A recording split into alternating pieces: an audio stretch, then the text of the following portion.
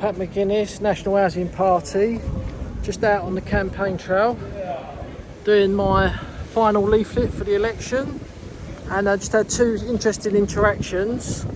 The first one was, unfortunately I had to buzz on the door for somebody who was on the electoral register to let me in, to give them an envelope with my leaflet inside, and he let me in. I went in, and I said, there you go mate, it's just about the election, we're a new party, National Housing Party. And he said, oh, you're not one of those parties who say you're against immigration? And I said, well, we think actually we're full up and we don't need any more. And he went, oh no, I'm not interested in that. And he was halfway opening the envelope, and then he gave it back to me. I said, okay, no problem, have a lovely day. And then as he turned away and walked off, he's called me the R word. Straight away I said, yeah, and you're anti-white. And then that was that. So instant reaction. That's what you should say to people when they call. I don't even acknowledge these politically correct words. They just don't mean nothing to me. But when they are used against me, I will call them anti-white.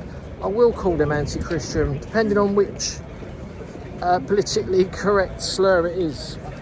So that was the first interaction. The other one was put a leaflet through somebody's door, and they came out. Oh, what's this? Blah blah blah. And anyway, I knew her. Got chatting to her. She's very supportive. She's on our side of the fence, so to speak. And you know, we were talking about immigration and Dover. It all needs to be stopped. And but it's always the same, isn't it? The people, they say, yeah, but you know, we needed the immigration after the war from the Commonwealth and everything. And I said, no, not really. We didn't need any. I mean, fair enough. If people come and work, then they can be paid for it. But we don't need to give our country away, as in giving passports to these people.